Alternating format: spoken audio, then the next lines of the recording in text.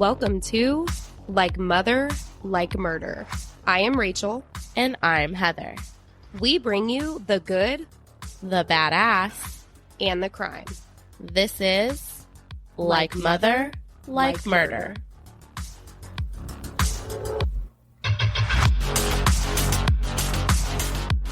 Get it right.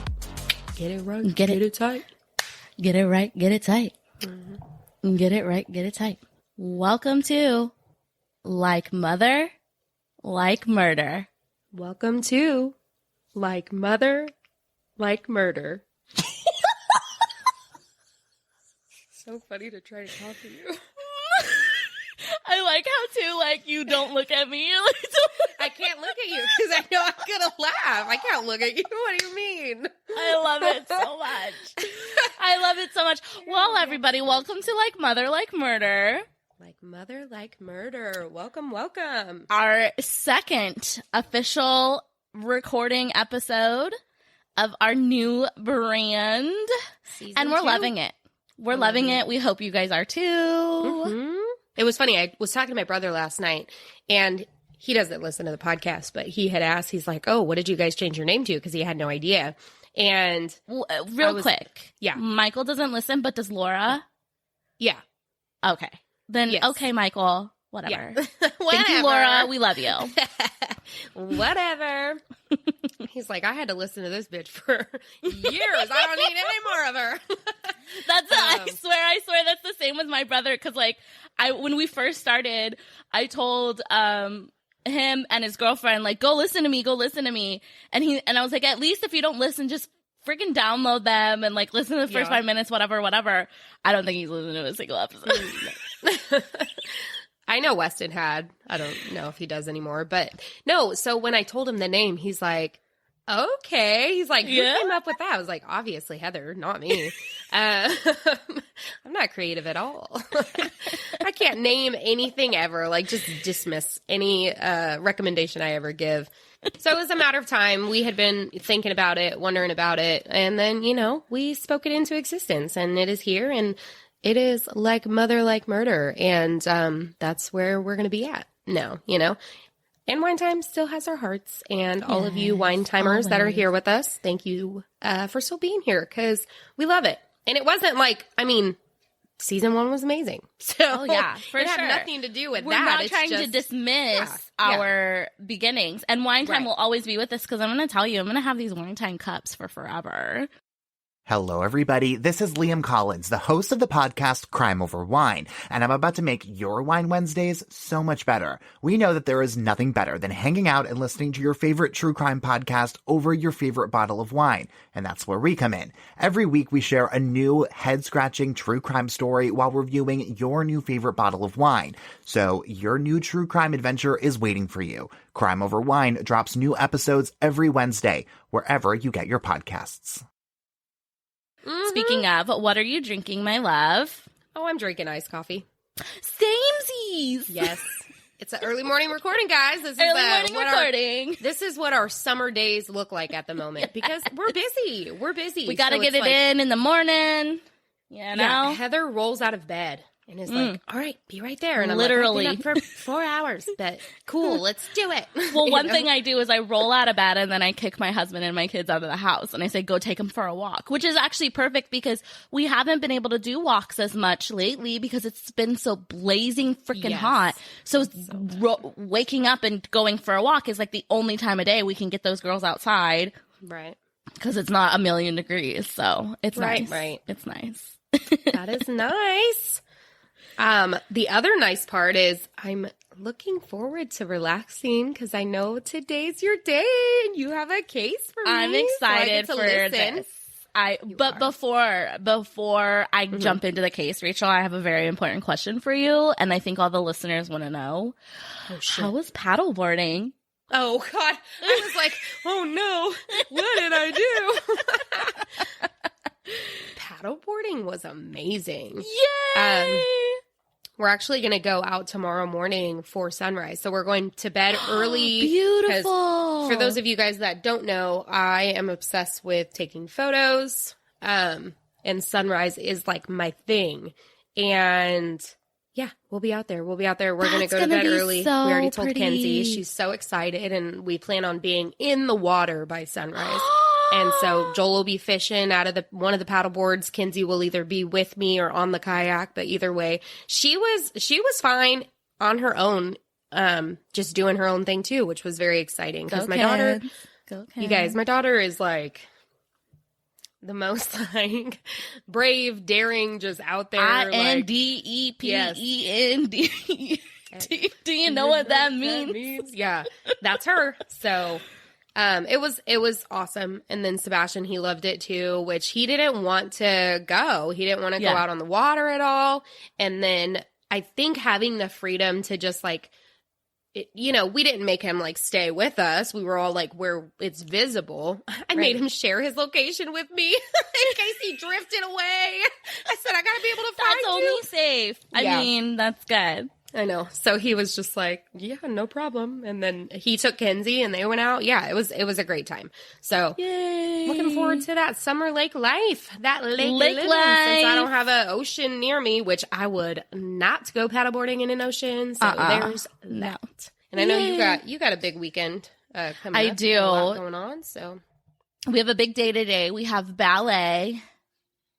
And then we're immediately going to a pool party for some friends who we haven't seen in a while because they moved out of state. And then tomorrow we have another pool day. We have another pool day with the one, the only Diane. Yes. Yoop. Who is very preggers right now. So we're going to get her in the pool so she can feel weightless because if y'all have never done a pool or a large body of water while you're pregnant, it feels so nice to like just not be carrying all that weight, and it's amazing. So definitely give it a shot. Yes, do that. Get in there, you pregnant, beautiful mommy to be. I love that. Good. All right. So, are you ready, Rachel, for this story? Absolutely. So one thing, after our kind of crazy and sad and just like heartbreaking case last week, I wanted to bring something a little more tame because that was a rough one. I mean, it was good, and I'm really glad we started off with that because I think it's a very important case. But I don't know if I could do that 2 weeks in a row. So I'm sure I know I appreciate it, and I'm sure the others appreciate it as well. So thank you for that. There you go. So spoiler alert, nobody actually dies in this one. This is a crazy mom crime. So we're definitely still, heavy on the mom, but a little light on the murder in this one. And the county prosecutor in this case, he actually, when they were talking to him about it, he said that this is one of the most confusing and complicated cases that he'd ever had to deal with. Oh, so, shoot. Okay. We're going to get into it. And this is going to be pretty short and sweet. Well, not so much sweet as like Psycho and just like messed up, but it does go pretty quickly. Okay. It's kind of crazy. Okay. Let's do it. Are you ready? I am.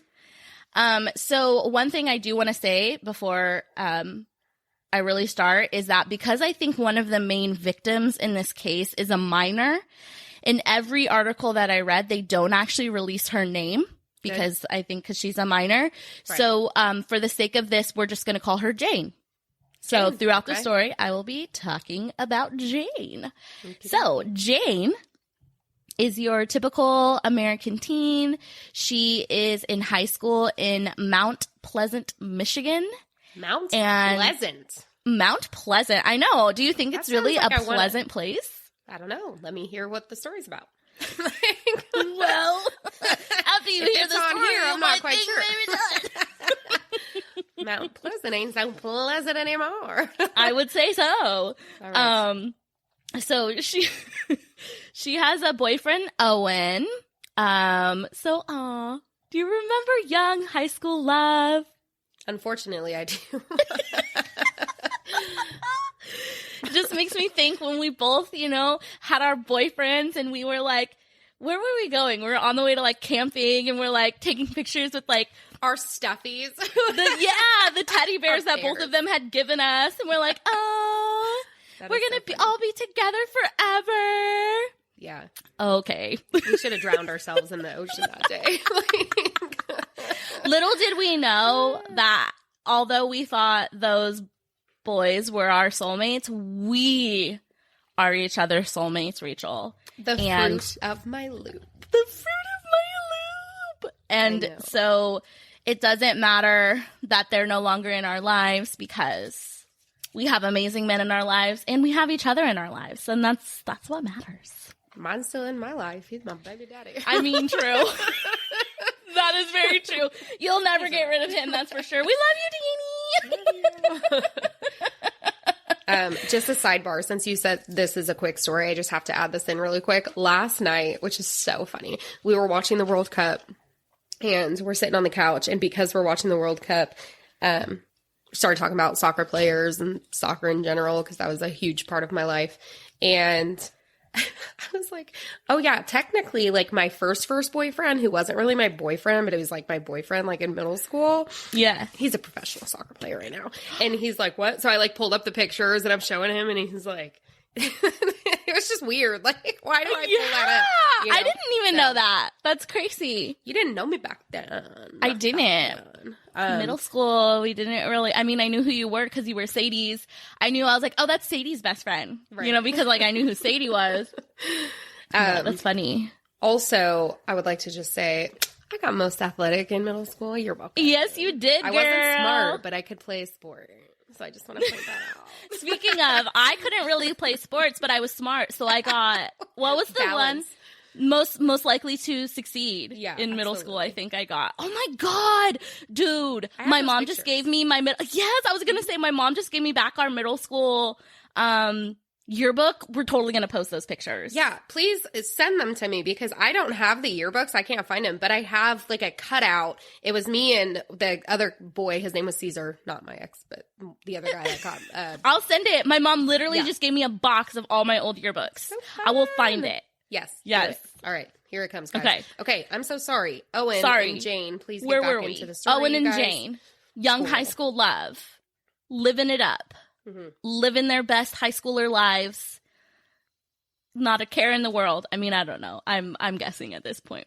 But in early 2021, Jane and her boyfriend Owen start receiving messages. Text messages, social media messages, and I'm not just talking your average scam texts or sugar daddy or, hey, do you want to be a brand representative for this, that, and the other, blah, blah, blah. That's our entire inbox. I know. No, these messages are bad. Okay, so according to the county prosecutor, they were, quote, harassing type text messages, demeaning, demoralizing, and just mean. People suck. Which we've all been there at some point where, you receive some kind of mean message, whether it's from someone you know or not. And, in high school, it's tough. You're at a very vulnerable point in your life where you're dealing with a lot of things. You're turning into a young adult, and this is not cool. Not cool. You also, you care more what people think at that age, and it's for sure. Unfortunate because how much better would your experience have been if you could live like how I be living right now, where I don't give a shit. I don't care at all. And honestly, actually back then, I really didn't either. And I'm thankful for who I was back then because I really didn't care then either. Yeah, girl, but so many people do. Yeah. And it's unfortunate. And I like to think that I'm a confident person. And even back in high school, I like to think I was a pretty confident person as well. And yeah, some people said shit and I'm like, okay, get over yourself. But no, there are still times where I remember, you guys, I remember there being I think it was MySpace, because Facebook was around, but I don't think we really had Facebook in high school. It was all about MySpace, right? You were not on my top 8. Oh, no, we weren't on each other's top 8s, but that didn't mean that we weren't. I'm gonna hold that well, against except you. when top 8 turned to like top 16, or then like you could just put like 10, and then you could put like 50. I think you made it when we changed 50. From I made it 50. Thank you. No. Thanks. As long as I made it. Hey, look, you did. I know. I think at some point, so especially senior year, when we got like really, really close, you were definitely up there. Definitely so up funny. there. Okay. Anyway. But I do remember, I think it was a MySpace like page or whatever it was, where they were like, Heather, something, Heather has the most annoying voice. And it was a whole page. Someone made a page about you? And someone made a whole page about like, Heather McLernan, that was my maiden name. Heather McLernan has the most annoying voice. And I was like, this is fucked up. Like, and I remember that. That and page was on my top 8.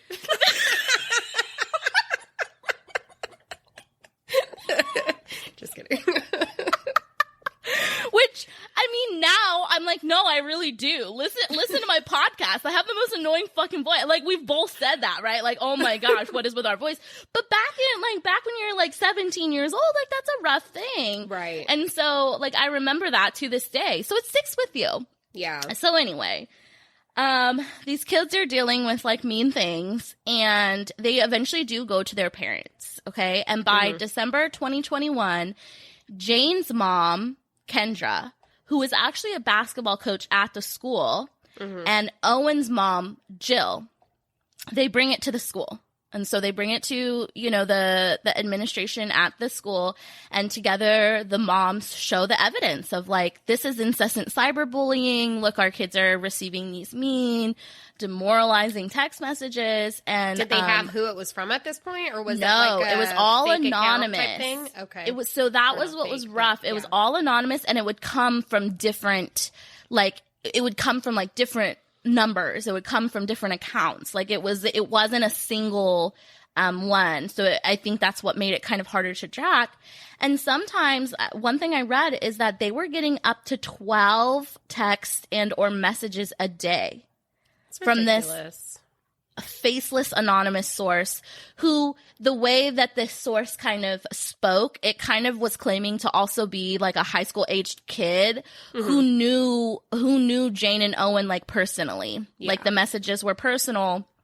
And these messages, they contained like really hateful speech. They would call them messed up names, and they would say things like kill yourself, which, again, I mean, we've talked about how vulnerable you are when you're that age, and how you're really trying to find yourself, and, like the stuff you're receiving that can really have an impact on, and we've seen so many, I mean, you guys know there are cases where this type of cyberbullying and these type of messages and people telling you go kill yourself, like that does result in, kids taking their own lives. And so you can be held accountable for that. Yeah, you can. You absolutely can be held accountable for that. So what was that case? Was that girl? I can see her face right now. Me too. I can see her face, but she basically, right now. Like she was sending those kind of messages to her boyfriend, and then she was held freaking accountable. So she should be. Yeah, 100%. Anyone should be. If they're going to be jerks like that. Okay. So, the two moms, Kendra and Jill, they bring it up to the school, and the school actually ends up passing along all the information to local law enforcement. So ultimately, the school made the decision that they couldn't find evidence, they couldn't find proof that the harassment was actually taking place like on school property, and it didn't like use school devices. It's not like someone was logging into the school computers to like send it. So they didn't really know like how to handle it. So, a month later, in January 2022, they did pass it on to local law enforcement, and the cops take over the case. Definitely. And when the police take over the case, Kendra and Jill the moms. They're still working with authorities to try to figure out what's going on. And at this point, you know, even though it's been reported to the school, even though it's been reported to the cops, the messages are still coming in. So Jane and Owen are still getting, you know, these messages. And at one point, Jane's mom, Kendra, she actually suggests that the culprit, she points to another kid that goes to school with Jane and Owen, but the police couldn't really find any evidence of that. So they have to keep working the case. They're still trying to figure out who this anonymous source is. And eventually the FBI gets involved. Wow. So we've talked a bit before about the FBI and their it's the Internet Crime Complaint Center that's kind of like part of that, and they take on, you know, cybercrime, like crime that happens with computers. And because if you think about it, it's really easy for someone from another state to be cyberbullying someone from, you know, this state and using computers to do it. And so that's where, you know, the FBI, you know, because it's crossing state lines, you know, they come into the case here. And so, but so you say like another state, but if this person like knows them and is doing personal stuff and they think it could be someone at school, like, yeah, it doesn't have to just be. It doesn't. Like, no. And lines. I think that part of the FBI getting involved too is, you know, they have a whole cyber, you know, like they're like internet sleuths. And so like even if it wasn't out of state, they are the ones that can be tracking IP addresses and that kind of thing, right? Good. So one thing when I started looking at the FBI and kind of the what they talk about in terms of cyberbullying, as early as 2013, which is now like 10 years ago, and at the time of this case, like 9 years ago. So just imagine, like, even before the FBI had said that the amount of cyberbullying reported to that crime complaint center was starting to increase. And what it also said was that since the pandemic, of course, there was a 40% increase in cyberbullying. Wow. Which is just like...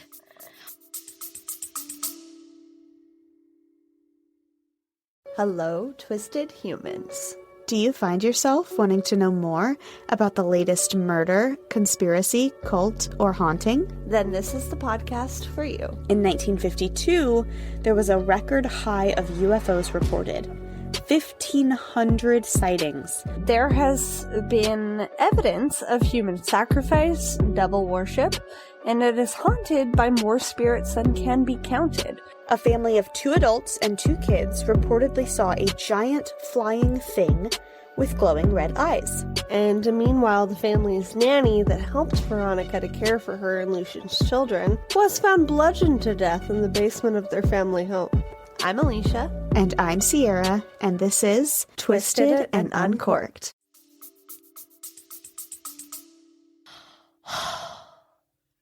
That to me, it's just, obviously, I didn't mean to cut you off, I'm sorry, but obviously people had way too much free time. Yes. Second of all, the amount of like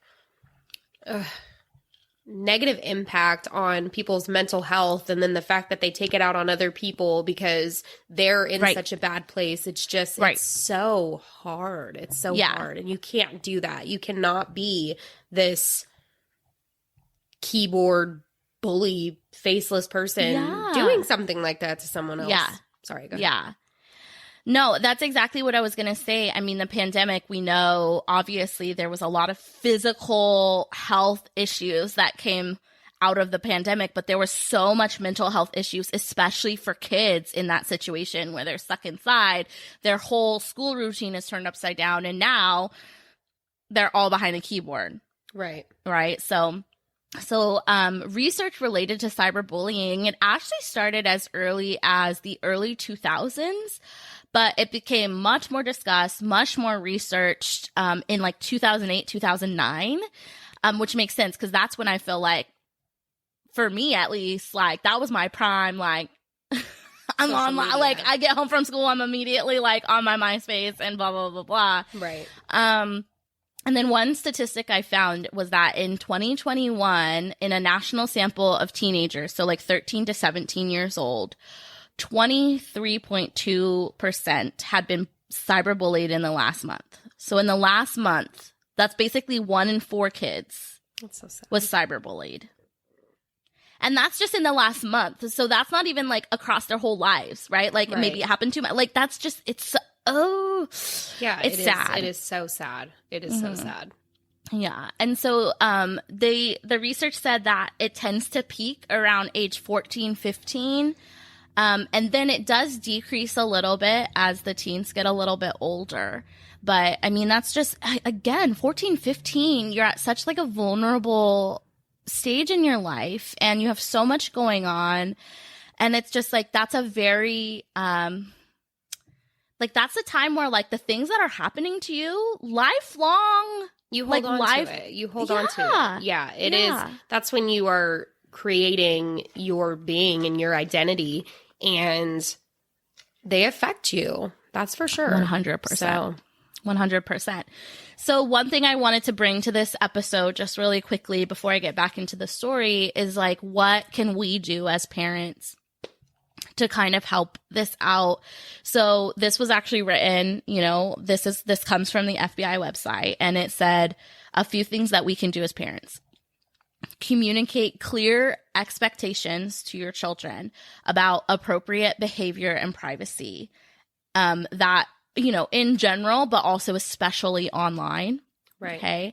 And the biggest thing is to like communicate that like out loud, you know, and know and or control, depending on, you know, maybe how old your child is, what apps are on the different devices in your home. So know what apps are downloaded on an iPad, on their phone, on, you know, whatever. And know who your child is talking to, whether by text, whether by email, whether by social media. Like, I'm not sure chat rooms are as big of a thing anymore, but like just know. They absolutely are. They're a big thing. And even just in games, like, you know, whether it's like a Discord or like a game you can be playing and they're these real, oh man. See, I don't have like, my kids can't write yet. So like, it kind of scares me, but it's terrifying. Yeah. But and now I'm scared. That what you're giving, you know, is important. So continue. Yeah.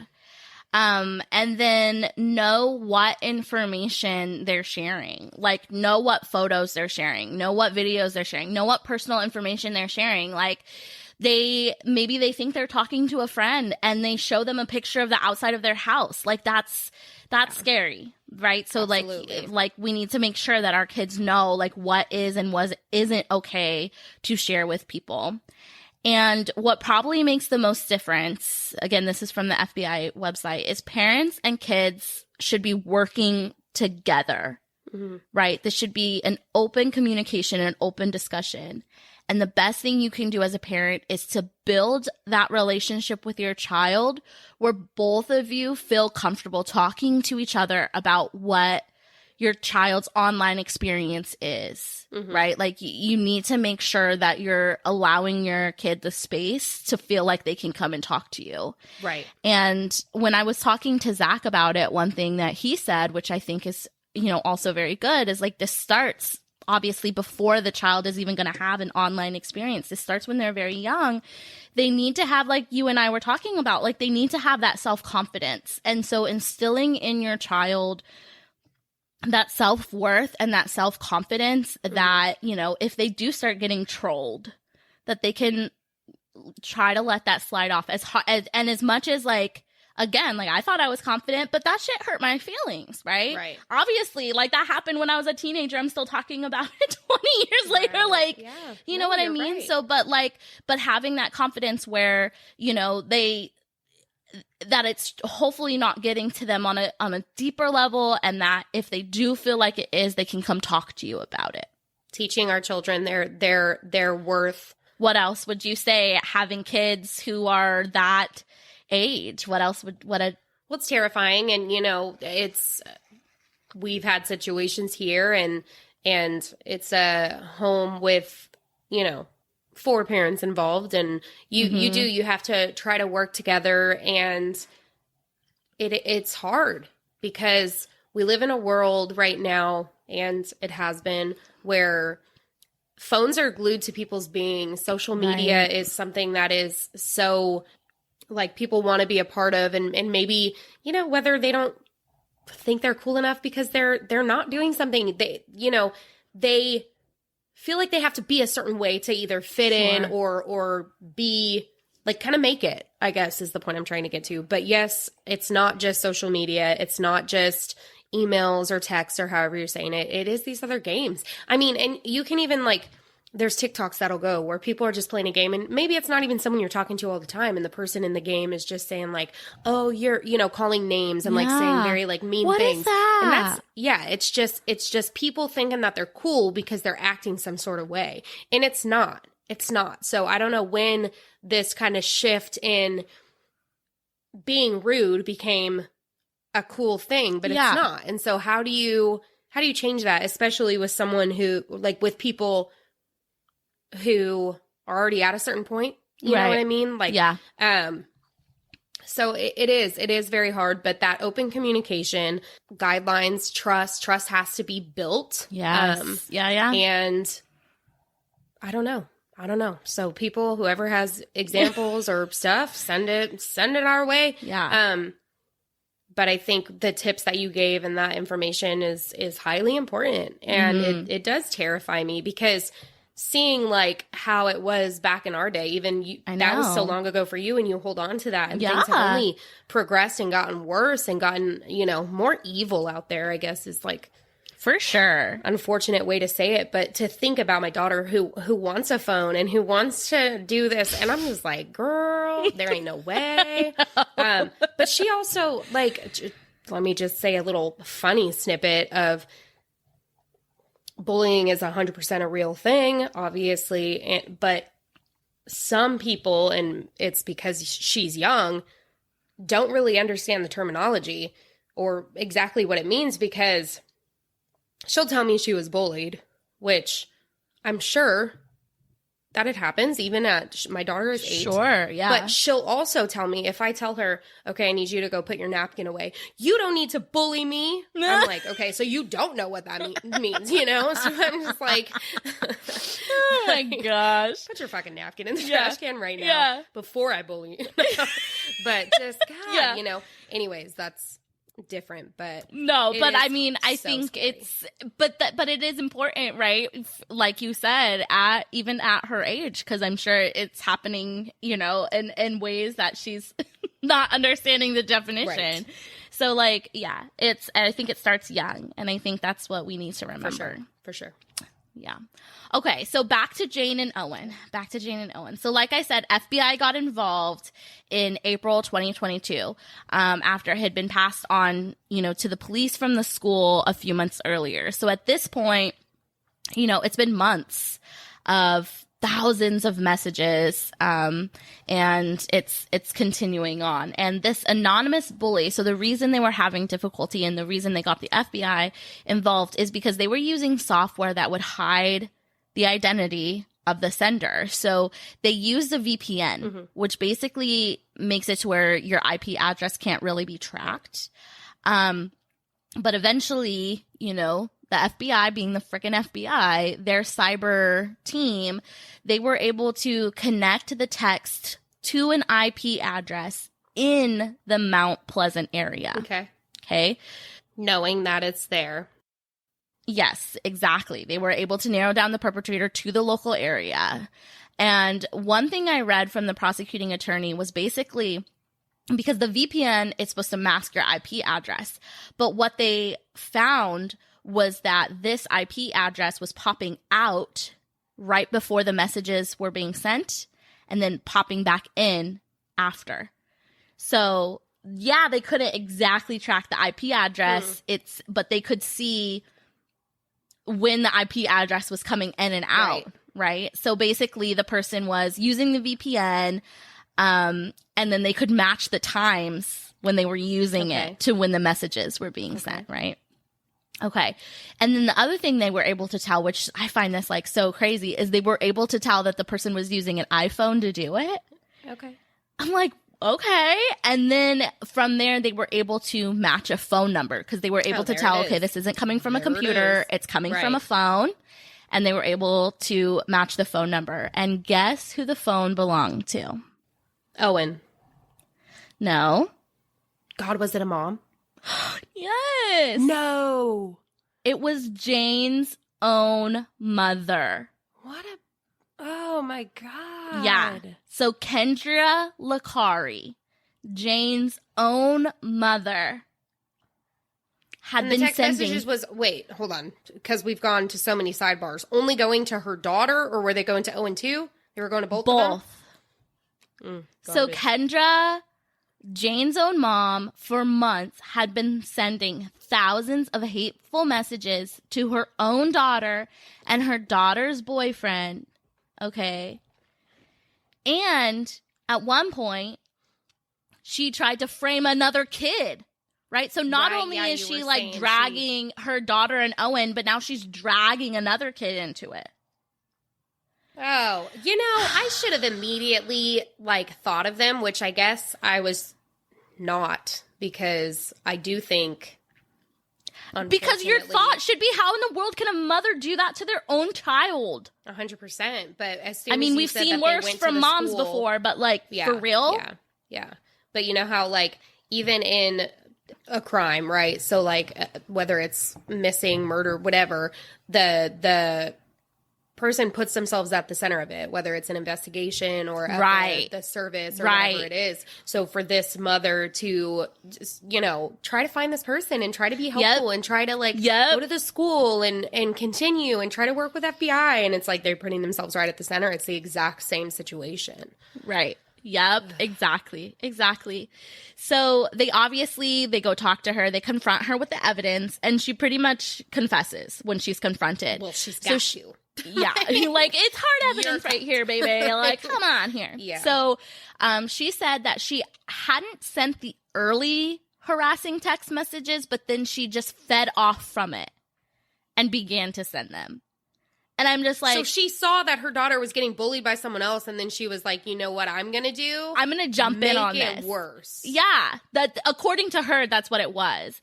And then she goes on to say that she got, quote unquote, caught up in sending the messages and just kept sending them. And it's like, I'm sorry. This was happening for months. Wow. So after her confession, she's obviously like arrested and she's charged, and they charged her with 2 counts of stalking a minor, right? 2 counts of using computers to commit a crime, and 1 count of obstruction of justice, because she knew what was going on and she wasn't, you know, she probably lied when she first was talking to cops about it. Well, not probably. She definitely lied when she was first talking to cops about it, right? For sure. So when the evidence like is all coming out, they said there was hundreds of pages of texts and messages from social media, and they said it was, you know, a large, like a huge digital footprint. Once they like were able to track it, like they were able to find all this. And we've talked about this before on like several cases, but like everything you do can be tracked. For sure. So just don't fucking do it. Yeah. Like, don't do these things. Not just because it can be tracked, but just like in general, don't fucking do it. So it's like everyone thinks like they have that like not me mentality, as if it won't go the length or go the distance of like figuring it out. Yeah. And also like, what piece of absolute garbage would do that to their child? That is just, it's so sad. Yeah. So sad. Suck, man. It's like, what the hell? Like, what the hell? Eventually, she does plead guilty to the 2 counts of stalking, and as part of like the plea deal, they drop the rest of the charges. And then get this, she was, you know, throughout the trial, there's one point where she is released on bond, where I'm like, well, I hope part of that bond conditions is that she's not allowed to frickin' use her phone. But like, give her one of those old school flip phones. How do you live with your mom after that? You know what I mean? Well, so it's like, for me, it's like, go ahead. That's the whole thing, is because as part of the bond agreement, she wasn't supposed to contact her daughter. Good. But she did. And they filed a motion to revoke her bond because they said, like, look, you know, this trial, I mean, it's probably part of a standard trial. Like, hey, if you're out on bond, you shouldn't have any contact with the victims of your crime. And so, yeah, but she did. She tried to contact her daughter.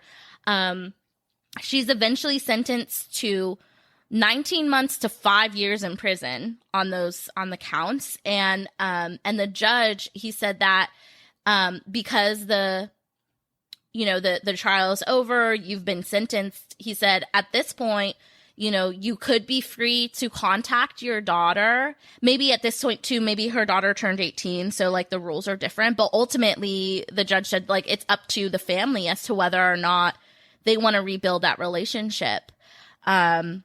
Which is, and I'll tell, this next part makes me so sad in terms of rebuilding the relationship. But so when it came to her sentencing, you know, a lot of times at sentencing, they let the person who's been convicted of the crime and obviously like the victims of that crime speak. And so when Jane's mom, Kendra, was speaking, she was supposedly emotional, and she said, you know, oh, I'm sorry. And she said she was getting help for her own issues, which is like, yeah, you clearly have for some. sure. That's obvious. Yes. And then, you know, they also let the victims talk about it, and because you know, their feelings should also be taken into account when it comes to the sentencing. So Owen, the boyfriend, who I think is not the boyfriend at this point, I think, you know, they broke up at this point, but him and his family were like, hell no, like, this lady deserves hard time, like, throw the book at her, like, this is messed up stuff.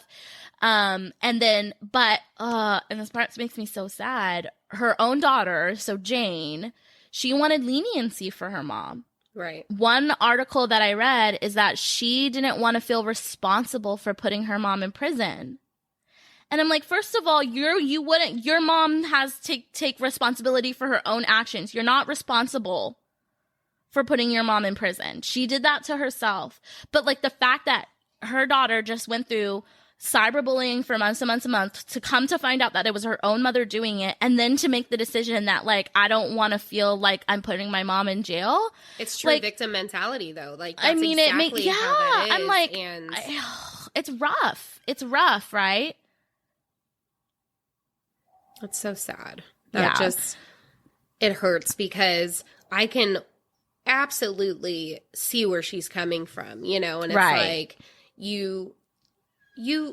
it's unfortunate, but you would feel that guilt or that pain for something like that. And you can still be mad. You can still be angry. Yeah, you can still have all of those feelings towards the person who does that. But then also it's like, you know, she probably has seen her mom struggle, it sounds like, and knowing that she needs help, you know, but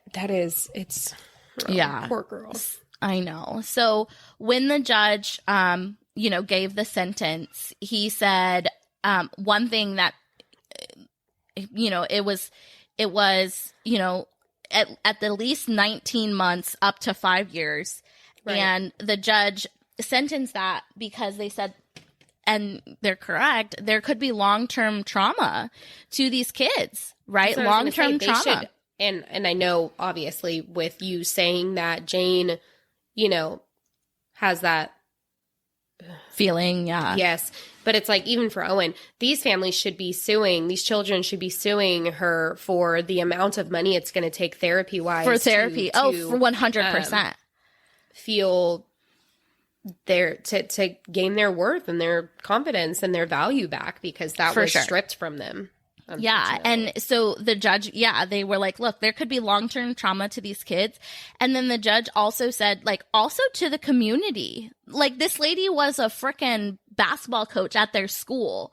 And so for the kids at that school to just, even if they, you know, if they find out what happened, like, oh my gosh, you know, so like, yeah, that's true. Like, this community has to deal with the fact that someone who was allowed to be at the school, a mother of one of the students, was responsible for this kind of behavior. So yeah, so that's basically it. So she's sentenced. But like, one thing that gets me is like that I couldn't, and like they specifically said it in a lot of these articles, what in the world was her motive? Like, clearly she's got issues, but like, what did she want, or what was she trying to get out of these messages? When I was telling Zach about this case, he's like, what, did she not like the boyfriend? Did she, like, what was going on? And I was like, I don't know. Has she ever released a statement of why? No, she never said. She just said that, you know, she is working through her own issues. And so it makes me think, like, one thing I'm thinking, it makes me think of almost like Munchausen's by proxy, but instead of inflicting like physical harm to her daughter, she's inflicting emotional harm to her daughter, and then she gets to talk to police about it. She gets to talk to the school about it. She gets to talk to the FBI about it, you know, and then, I mean, maybe, but then the fact that she's also going after, like, the daughter's boyfriend, too, yeah. I don't know. I guess, like, my head goes to this really sick, twisted thing where none of this is valid. None of this came from the story. Obviously, I don't know the story. But this is alleged. In my head, allegedly speaking, instantly I create this whole scenario in my head where this mother misses her youth and this time in her life, and she sees her daughter happy and she sees her daughter thriving in an environment, and she either like had that life once, or maybe she didn't have that, you know. I can see either that, yeah. way, but it's like whether she had that and she misses it and she wants it back, or she didn't get to have what her daughter has. So now she feels the need to come in and kind of ruin that, or take that away, or strip that away. And it's such a messed up thought, but that's exactly like where my head goes of like just that makes me think of Wanda Holloway, like forcing her daughter into a situation, like forcing, like, doing this, you know, because she felt some type of way about her own child. Right. Ooh. Yeah. You guys, we all have trauma. We all have trauma. And it's very unlikely that as a parent, we're never going to let that trauma somehow impact our parenting. Like, it's just bound to happen. But please don't let it be in this way. Like, come on.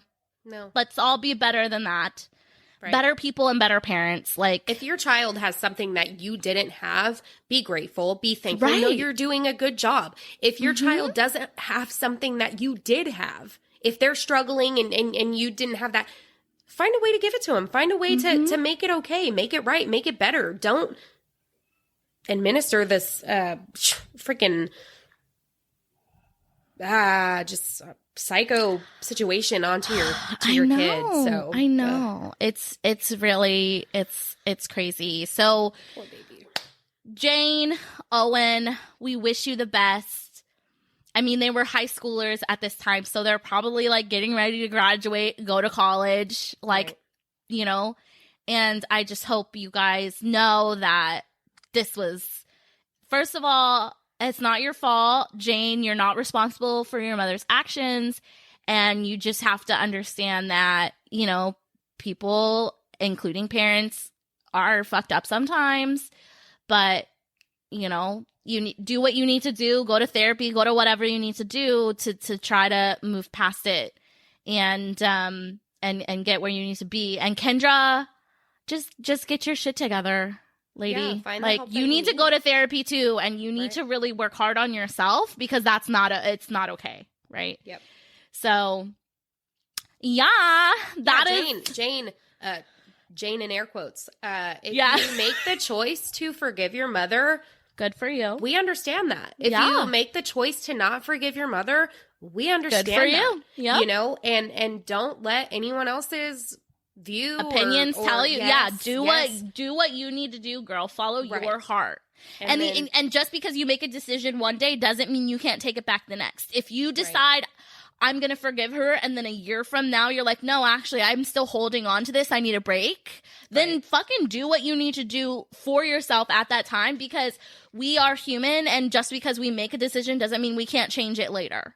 Right. So, and especially because, like, as you grow, you're going to work through more and more of what this meant to you as a person. So do what you need to do whenever you need to do it. And don't feel like you have to stick to a decision, because that's one thing, like, I think about all the time, like, people who potentially have hurt you or traumatized you or whatever in the past. It's like, okay, I forgive this person. And then you start thinking about it. You know what? Actually, like, I don't feel good. Like, maybe one day I'm okay with it. The next day I'm not. And that's okay. That's human. That's normal. So. Mm-hmm. I truly hope that this situation, this is one of those what doesn't kill you makes you stronger type thing. I hope so, yes. Where for both Jane and Owen. Yeah. And I keep saying she as if he wasn't a victim to it too, so I apologize. But to both of them, I do hope that that's exactly what it is, and that you just grow and realize. And that's so hard. But wow. Wowzers. Hey, moms, do better. Don't do that. Yeah, come on, guys. For the moms out there, do not bully your children and send them do that. hateful messages and hurt them. Don't do that. Just don't do that. Just don't do that. Just don't do that. Wow, Heather. Yeah. But yeah.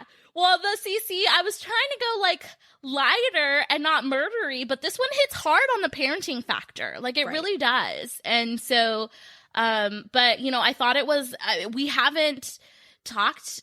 I mean, we've talked about cybercrime, you know, on Dating Will Be the Death of Me. We talked about like, some crazy cybercrimes and stuff, but this one is very specific. And it's an issue out there, you guys, cyberbullying. So just, you know, if you're not already involved in your child's online life, like make sure, you know, that you're doing those things I talked about and have that open, honest, communication with your kids. I think that's very important. And it really opens my eyes. I mean, like, obviously, like I've seen stuff about cyberbullying. We've all seen like, you know, things like that. But like my kids are young and I don't think about it. But you know what? It's never too early to start thinking about it and instilling in your child, you know, those what's right, what's wrong, you know, that self-worth and things like that. So, yeah. Yeah. Raise your babies up. Don't bring them down. Yeah. Don't pull them down. Yes. Yes. I love that. Next shirt. Well, thank you, Heather. So many shirts. It's all talk. We have no shirts, guys.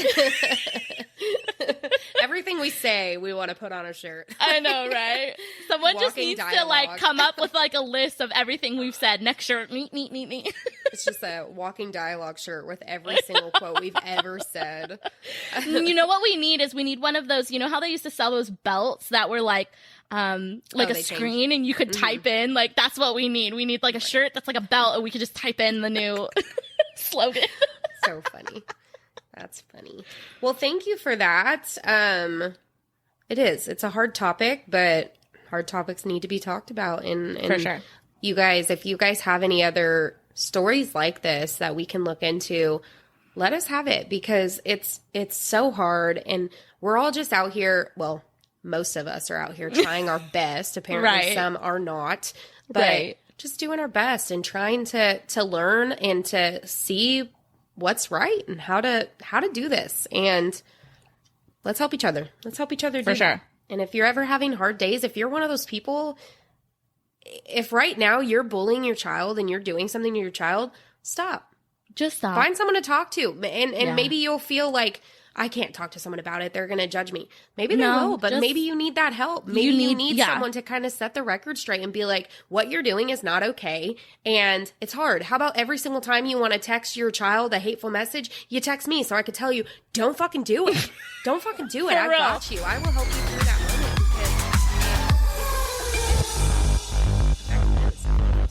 moment. Oh, for sure. But, yeah, wow. Okay. Thanks for that. And, whoo. That's a way to start the day. Woo! Let's end on a good note. Okay. One thing I'm very excited about today. I think I mentioned it earlier. I'm about to spend 2 days straight in some pools right now. Yes. And I have been feeling very insecure about my mom bod, as many of us do at different points in our life. But I went online and I bought myself a cute little, what do you call them? Takinis, where it's like, you know, I'm going to cover up my mom belly because, you know, it's still popping. And even though I've been going to the gym and feeling better about myself, you put a bathing suit on and it's like a hit and miss thing. But I was very happy with the bathing suit I found. It is cute. It is as flattering as I think it can be. And I'm excited to go out there in my mom bathing suit and get my mom tan on and spend some time with my kids in the pool. Yes. So shout out to those summer pool days coming up. Shout out to those summer pool days, and shout out to go wear that bathing suit. Yeah, go rock girl. that body, and guess what? Rock it. You are loved, and you are valued, and you are cherished, and those kids are not going to look at you any other way. And, some kids do look at you other way. Because actually, let me tell you a story real quick. Yesterday at work, what this did Kenzie child, say? Oh, okay. not Kenzie. At work, one of my preschoolers came up to me and was like, "Are you going to have a baby?" And I was like, "No." And then he was like, "What's in your belly?" And I said, "That's Taco Bell." And he stared at me, totally did not understand. And then like one of the teachers started freaking hysterically laughing. But I was like, "Yeah, that is a food baby." This is exactly. So, this is why I have to tell you guys, if any of you follow me on social media, let me tell you what my daughter, or if you don't follow me on social media, let me tell you what my daughter said to me the other day. How come I can't find it? Well, anyway, okay. This is what my daughter decided to say. She was looking at my belly and she goes, "Mama, your belly's so big. Your belly's so big." And I was just like, okay, thank you for that. We can stop. We love those reminders, thanks. Yeah. Yeah, you can chill about that now. And then she goes, "You ate so much. You ate so much. That's why your belly's so big." And I'm like, okay, wow. Thank you. We're good. And then she goes, "It's big. So big. Huge." And I was like, okay, you can stop talking about my belly now. Thank you. And she goes, "It's this big." And she does that thing where she spreads her arms out all wide. And I'm like, cool, awesome, great. And I was just like, we're good. We're good now. Stop talking about this.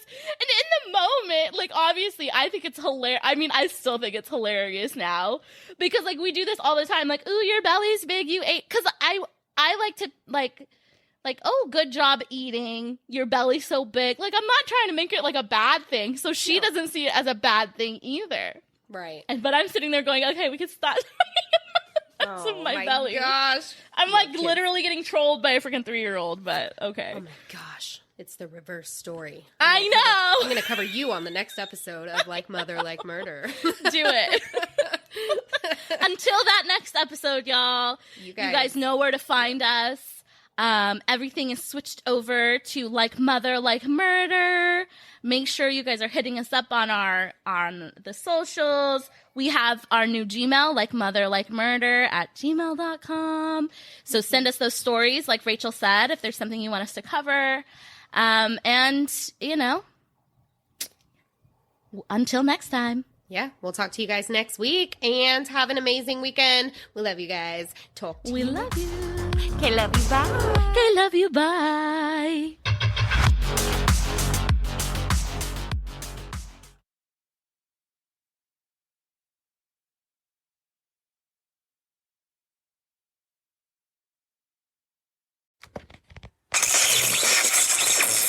All right, I think I hacked in. We're on the air? Shh, security's outside. But how's my hair? It's a radio station. Psst, psst. You guys hear about the Beyond the Shadows podcast with Ryan and Scott? You guys into paranormal? What about true crime? How about UFOs and cryptids? We also have mad hauntings. We got security. No, we don't. We're not big enough to need it yet. No, we got security. Hey, what are you guys doing? Get out of here! Listen to the Beyond the Shadows podcast. Beyond the Shadows!